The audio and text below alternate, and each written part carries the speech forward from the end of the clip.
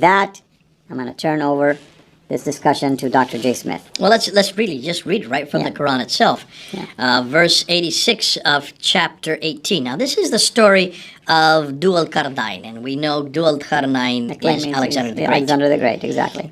He is well known. We have biographies of him. 3 biographies have written him from the 3rd century BC. He was the great Greek warrior, and he supposedly, according to the story, he goes to a people who he goes and he helps. But in verse 86 of this story, it says this: until when he, that's Dhul Qarnayn, Alexander the Great, reached the setting place of the sun. So if the sun goes down, he found it setting in a spring of black, muddy water. Now, today we know that that's not correct. And we'll be getting into another error later on in one of our episodes about the sun and the moon and how one follows the other. That's right. So if you see the sun setting in water, you're assuming, therefore, that it's moving down, and you're assuming that it's going around, because then it says the next day he sees it coming up. On the other side, he runs to the east, then the next day, and he sees it rising out. But it sets in the west, and he rises over the run and sees it coming up in the east. So you can see that this is a very pre-scientific view of this sun and the earth. And it suggests clearly that the sun is going around the earth. That's right. Now, we know it doesn't happen that way. In fact, Copernicus was one of the first to actually make this discovery, that actually we go around the sun, just the opposite. Right. But if you are pre-scientific, you can see you come up to this kind of conclusion. And that which almost all of mankind assumed, that we are the center of the universe, suggesting that everything goes around us, makes its way into the Quran. Proving that this is not a proof of the Quran, like Muslims like to claim. It is a glaring error. Understandable, I can understand it, but still an error. That's right. So now back to the pool of murky water.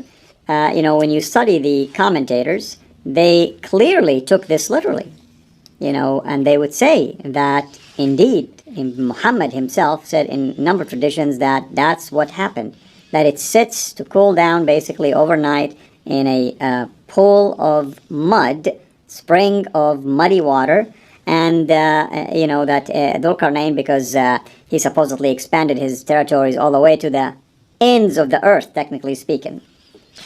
Interestingly, there is a hadith that actually goes and says that as it sits there and waits, the sun has to wait until Muhammad asks permission for it to rise again. That's traditions. We have to be careful because we are really confronting the Quran. And even the sun asks for permission too. The sun has to ask permission. And you can see that this is very much a man-centered viewpoint of how this must have happened. This is what going. I don't want to get into the traditions too much because we're trying to unpack this, but that would support what we see here in chapter 18, verse 86. Absolutely. Well, brother, I don't know what else we can add to this. It's a very simple, straightforward one. And our Muslim friends, of course, can go and examine for themselves these sources. And if you truly believe that the sun sits in a pool of mud, then we may want to have to visit, science again and study astronomy and learn what modern science have revealed to us in terms of the how the sun in the universe basically is the center of our particular, the universe we're living in, and how the planets are.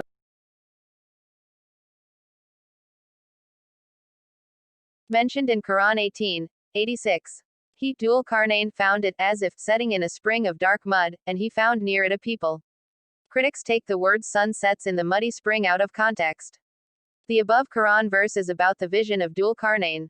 Notice the words, he found, behind, setting in a spring of dark mud, in the English translation. The word find in English means perceive by chance or unexpectedly. He found sun setting in muddy water strange because he never came to such place before. Dhul Qarnayn was actually seeing a muddy water in front of him and sun was setting in it. The Arabic word for find is wahada, and this Arabic word is present in the above Quran verse.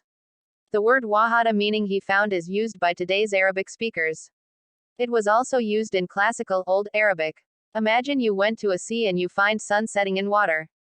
When you tell your friends that you found the sun setting in water, you are talking about your perception, vision, experience, and not a fact. Some verses of other religions' books on astronomy. Earth and heavens have pillars in Bible. Regarding the heavens, the Bible says in Job, ch. 26, verse 11, that the pillars of the heaven will tremble. Quran says in Surah Luqman, ch.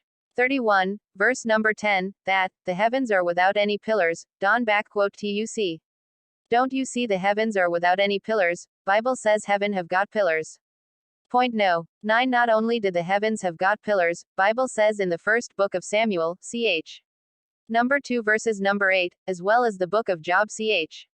number 9, verse number 6, and the book of Psalms, ch.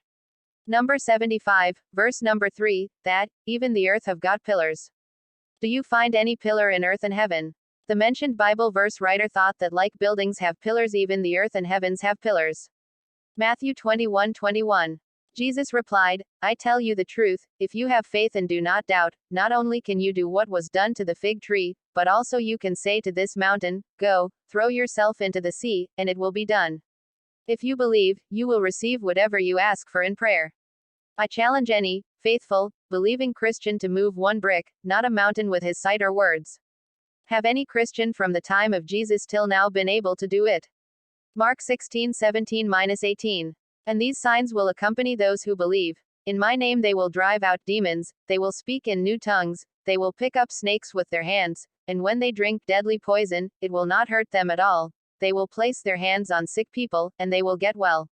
Again, I challenge any Christian to allow himself to get bit by a poisonous rattlesnake or cobra and survive its venom. Does this mean no Christian is a real Christian? Did Jesus say that no one will ever be a believer, since they can't lift mountains with their eyesights nor survive deadly poisons? In Hinduism, Vedas are considered to be superior than Bhagavad Gita and Hindu epics. Vedas say sun moves around the earth on a golden chariot with his 7 horses. The following statement from the Rig Ved tries to clarify it. Sun is full of light and knows all the human beings, so his horses take him to sky to look at the world. Rig Ved 150/1. Oh, bright sun, a chariot named Harrit with 7 horses takes you to sky. Rig Ved 158. Oh, man, the sun who is most attractive, takes round of the earth, on his golden chariot through the sky and removes the darkness of the earth. Yajur Ved 33/43. I challenge all atheists to show me a living evidence of evolution in animals. Muslim-Christian dialogue by Hassan M. Baghel will prove that Christians' beliefs are not based on Bible. Many websites provide a free soft copy of this book. This book also mentions the biblical verses where Prophet Muhammad is prophesied. In Hinduism, Vedas condemns idolatry and teaches worship of one God. Click my name to get related books for free. Prophet Muhammad is mentioned in all religions' books. Just click my name to get related books for free. Upvote my answer if you are signed in CIRA. Buddha never told his followers in his teaching to worship him and his idol.